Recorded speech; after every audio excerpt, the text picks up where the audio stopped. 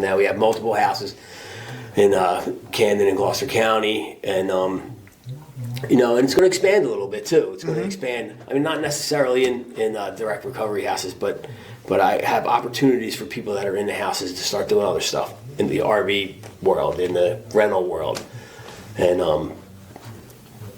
it seems to be working. So we're gonna keep going. It's amazing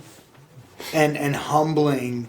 to come from a sketchy background and be able to be a person that influences society in a positive way after years and years and years of being the negative one or the troublemaker.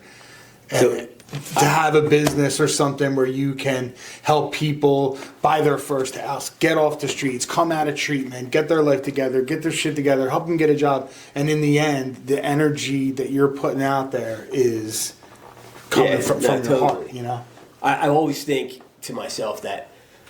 in the scales of life, I've taken so much, and so a little bit at a time, I put a little bit back, and I don't know if I ever balance them, but that's what I'm aiming for now.